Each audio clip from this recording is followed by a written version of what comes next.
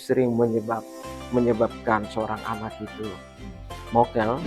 Kalau kita sahur tadi pagi, buka di zuhur, buka itu makan, setelah itu kita lanjut berpuasa dan berbuka kembali di maghrib, sah nggak puasanya Pak Anwar?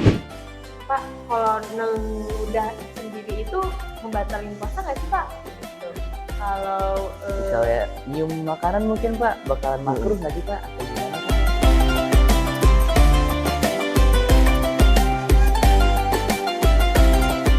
Assalamualaikum warahmatullahi wabarakatuh. Halo teman-teman, selamat kembali di podcast kita Inside Our School. Saya Praska Idil Fauzan. Saya Sasha Tahara, dan hari ini kita akan membahas sesuatu yang spesial. Karena ini juga berada di bulan yang spesial. Apa nih Kak Praska kira-kira? Kita bakalan ngebahas seputar bulan Ramadan. Betul sekali. Dan dalam pembahasan kali ini kita ditemani dengan sosok yang sangat relate dengan bulan Ramadan kali ini nih. Siapa tuh Kak?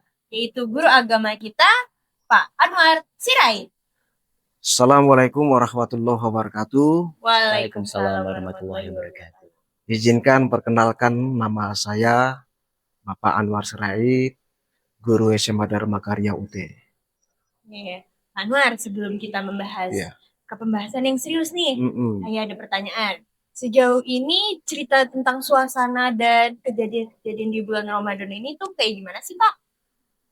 Selama bulan Ramadan? Betul sekali Pak. Memang beda ya Ramadan dengan bulan yang lain. Ramadan itu salah satu tujuannya itu adalah untuk menjadikan manusia berperilaku takwa. Maka kalau kita kaitkan dengan kegiatan yang ada di sekolah, Ramadan itu benar-benar dihidupkan. Apa kegiatan-kegiatan yang dilakukan oleh sekolah terkait dengan Ramadan? Insya Allah minggu depan kita ada kegiatan pesantren kilat Ramadan bersamaan dengan retreat Pasraman. Insya Allah bisa serempak nanti. Salah satu bentuk toleransi kita dalam beragama. Nah di Ramadan ini nanti ada kegiatan-kegiatan keagamaan, ada lomba-lomba keagamaan, dan ada kebiasaan-kebiasaan keagamaan yang menumbuh kembangkan karakter kita untuk menjadi hamba-hamba yang bertakwa. Nanti di tanggal 9, tanggal 10, di situ ada lomba, di situ ada materi. Insya Allah dengan adanya kegiatan itu bisa menambah pemahaman siswa-siswa yang ada di sekolah kita ini. Seperti itu. Oke, Masya Allah banget berarti ya kegiatan di sekolah kita ini. Biasanya dalam bulan Ramadan ini nih, gimana caranya biar siswa itu belajar bukan hanya menahan lapar aja sih Pak? Sikap-sikapnya itu lebih diperbaiki lagi. Kembali lagi tadi ya, Ramadan, puasa ini kan tujuannya menjadikan manusia itu untuk bertakwa. Nah di sini kita selalu mengingatkan, ini di lingkungan sekolah ya, kita selalu mengingatkan kepada anak-anak agar selalu menjadikan bulan Ramadan dalam hal ini puasa itu benar-benar bentuk ketaatan sejati kepada Allah Subhanahu wa Ta'ala. Itu selalu kita ingatkan dalam kehidupan sehari-hari. Begitu. Oke Pak, kita masuk ke fenomena yang Masya Allah tabarakallah banget ya Pak. Fenomena yang tiap tahun itu pasti ada aja Pak. Itu tuh fenomenanya mokel Pak. Kira-kira dari Bapak tuh, kenapa sih fenomena itu bisa terjadi? Padahal kita kan lagi ada di bulan yang suci gitu. Apa pikiran para siswa dari sisi Bapak yang sampai akhirnya mereka bisa melakukan kayak mokel kayaknya enak. Apalagi kan di bulan Ramadan ini setan-setan pada dikurung ya Pak. Apakah itu gara-gara godaan syaitan gitu kan? Atau seperti apa Pak?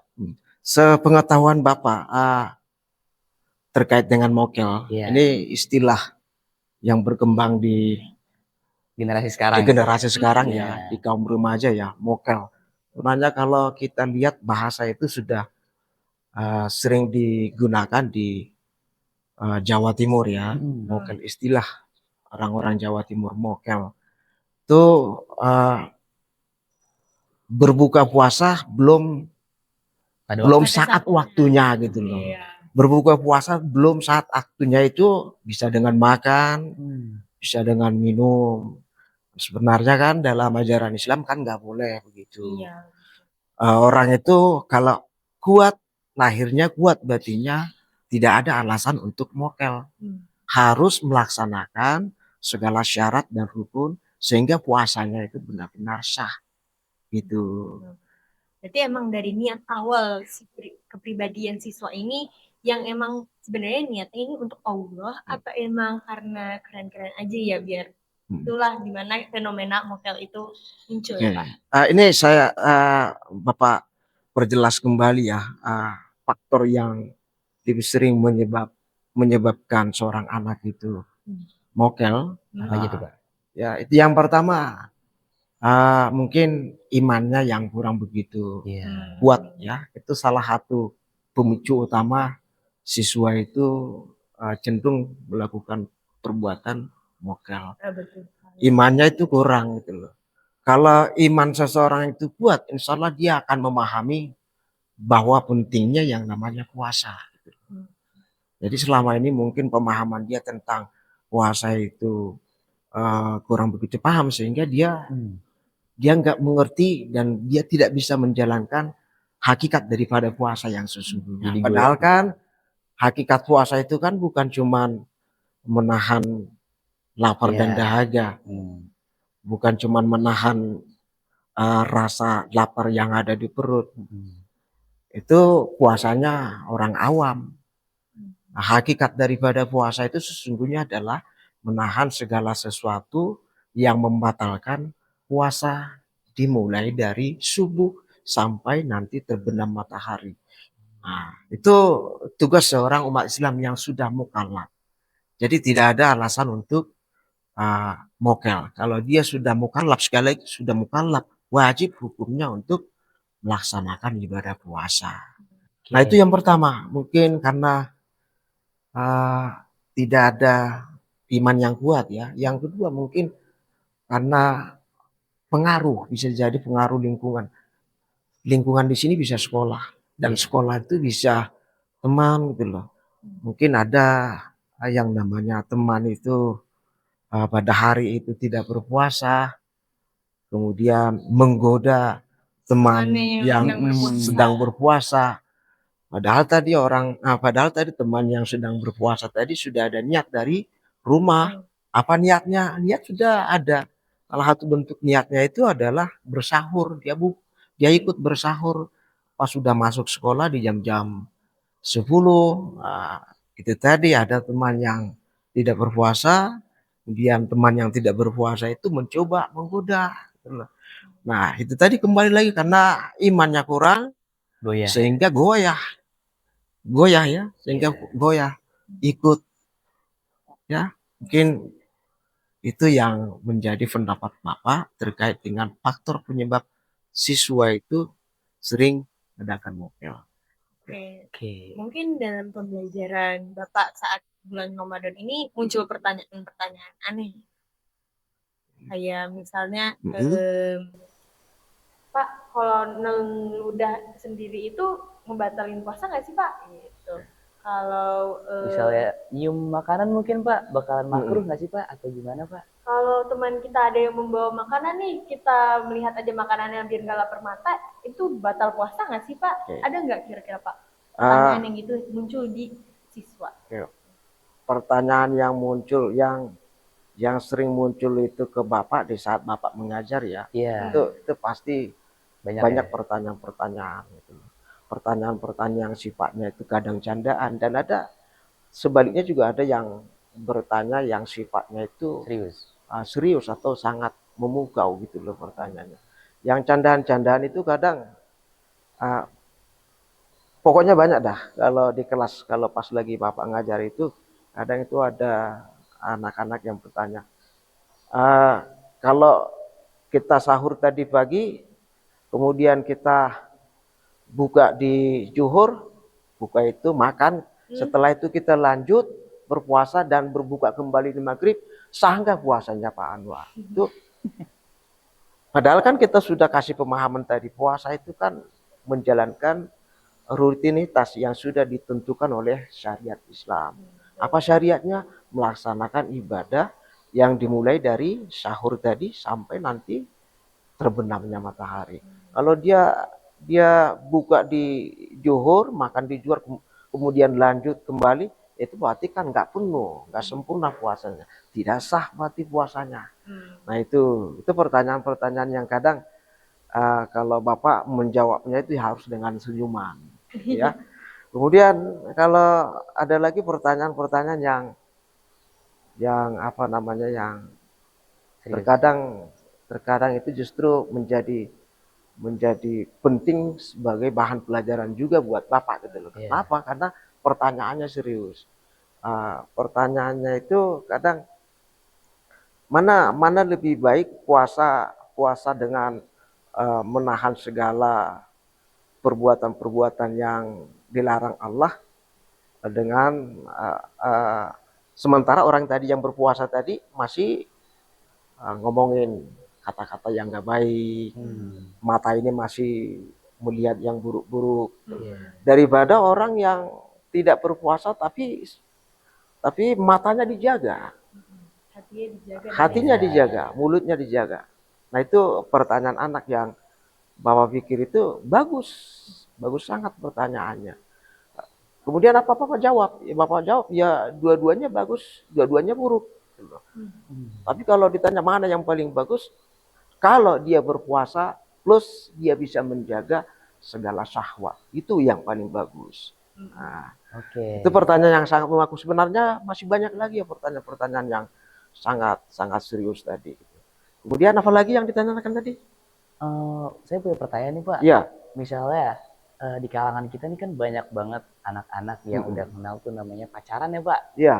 Nah biasanya nih ada fenomena di mana anak-anak sebelum Ramadan itu putus Pak. Cuma nanti setelah Ramadan mereka balikan lagi. Iya. Sama yang lawan jenisnya gitu Pak. Melakukan zina kembali. Tapi dalam pemikiran mereka, kalau saya berhenti di bulan Ramadan ini, mungkin bulan Ramadan kali ini bakalan lebih santai atau lebih berkurang lah dosanya gitu.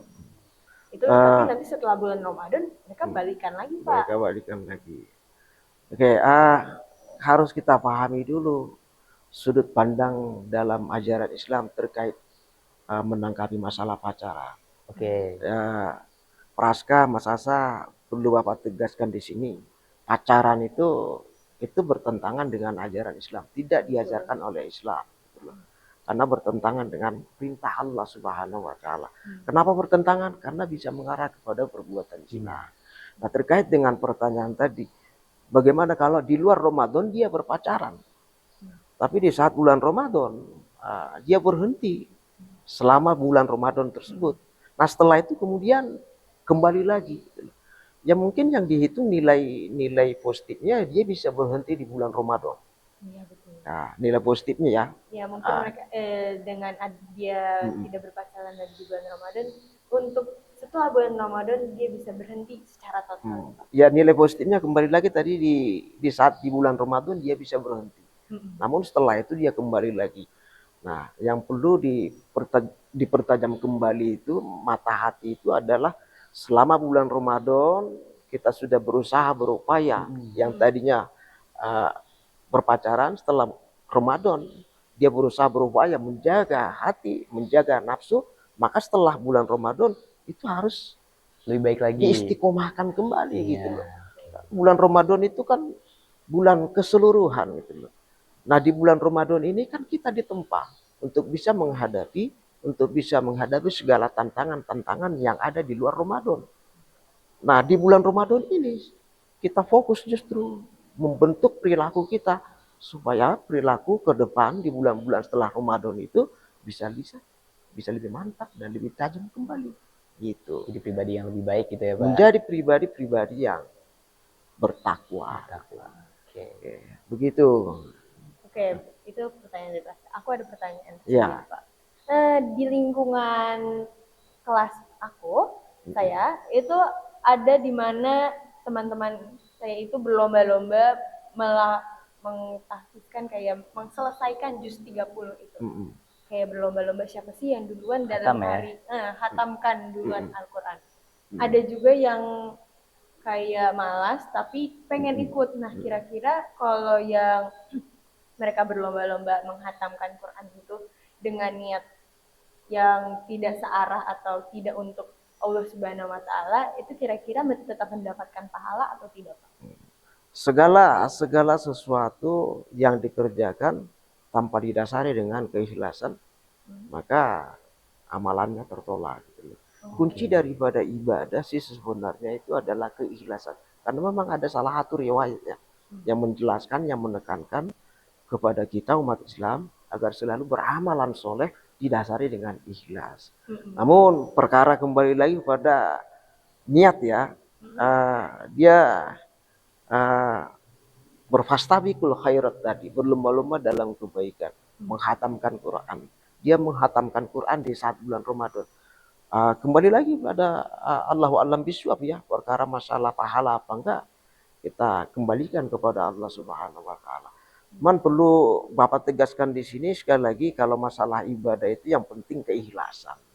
Kalau ikhlas, insya Allah ada faedah dan keberkahan yang kita peroleh. Gitu. Berarti dengan kita mengawali sesuatu dengan niat itu memang sangat penting ya Pak? Oh ya, sangat penting sekali. Daripada upaya mereka menghatamkan 30 juz itu ternyata sia-sia, bukan didasarkan dengan niat untuk Allah gitu. Untuk pertanyaan berikutnya, dalam bulan Ramadan kali ini Pak, karena ini merupakan bulan yang suci dan semua niat harus ikhlas demi Allah Subhanahu wa taala, pelajaran apa sih dari Bapak yang kira-kira seharusnya siswa itu mendapatkan dalam bulan ini? Kalau selama ini yang sudah kita terapkan di sekolah ini, dan mudah-mudahan dengan kebiasaan yang kita lakukan di Ramadan ini, ya anak-anak bisa membiasakan di bulan-bulan Ramadan. Yang jelas di sekolah ini sudah kita biasakan selama 1 minggu belakangan ini ada tadarus. Sebelum kegiatan belajar mengajar, kita itu nggak ada tadarus. Itu cuma ada di hari Selasa kalau nggak salah. Nah selama bulan Ramadan itu ada kita tadarus sebelum kegiatan belajar mengajar. Ya kan? Ada tadarus, kemudian ada kegiatan di hari Kamis kemarin itu ada sholat duha, ditambah lagi tadarus bersama di lapangan gitu loh.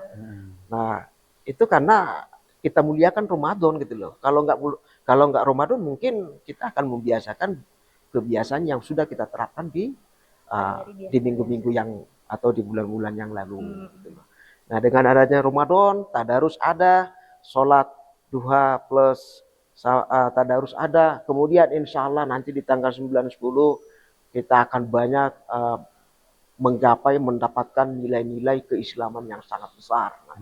Melalui kegiatan-kegiatannya insya Allah nanti akan kita jalani di tanggal 9-10. Baik.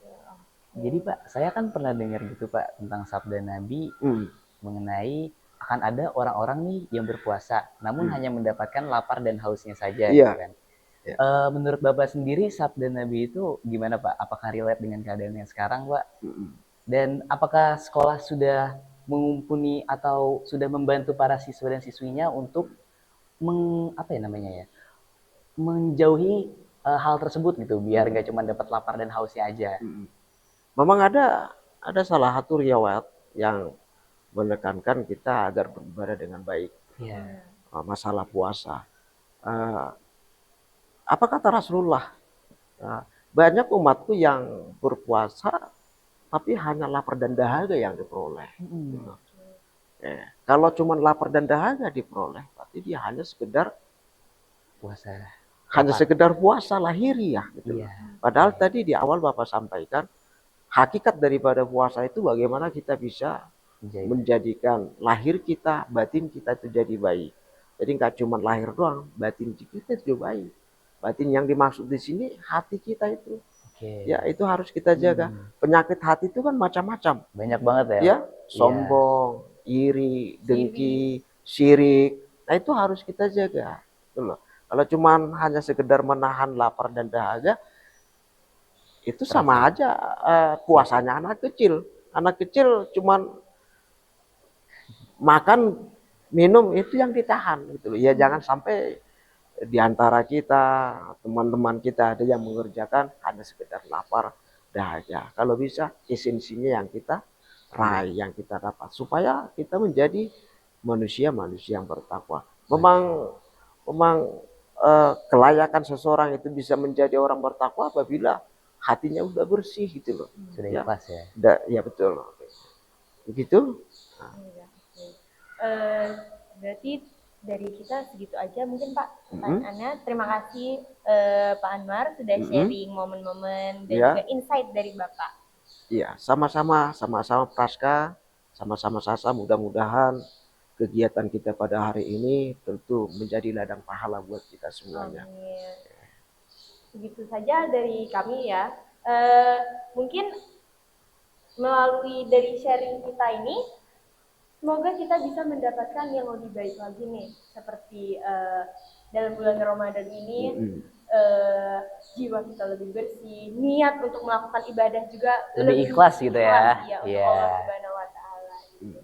Karena di sekolah ini bukan hanya mementingkan pendidikan, tapi juga karakter dan nilai dalam kehidupan sehari-harinya gitu. Bener banget, di sekolah ini kita juga sudah menerapkan beberapa poin-poin Islami ya Kak ya. Iya betul. Apalagi belakangan ini setelah kita menjalankan bulan Ramadan ini, kita lebih memperbanyak tadarus, beribadah bersama, dan juga seperti yang Bapak Anwar telah sampaikan pada tanggal 9 dan 10 Maret nanti kita akan mengadakan sanat, retret, dan juga kegiatan-kegiatan lainnya untuk agama kita, yaitu Islam dan agama-agama lainnya.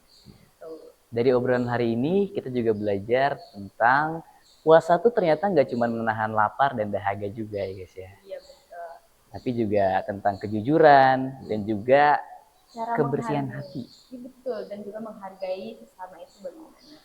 Bagi teman-teman dan orang tua yang ingin sekolah di mana tempatnya bukan hanya belajar, kami di sini membuka untuk calon siswa baru di SMA Dharma Karya UTI. Bisa kalian kunjungi websitenya www.smadharmakaryaut.sch.id dan Instagramnya @info_SMA_dharmakaryaut. Karena pendidikan bukan hanya sekedar pengetahuan, namun pendidikan juga membentuk kepribadian. Saya Sasha Tahara. Saya Praska Aidil Fauzan. Kami pamit undur diri. Wassalamualaikum warahmatullahi wabarakatuh. Waalaikumsalam. Sampai jumpa di episode berikutnya.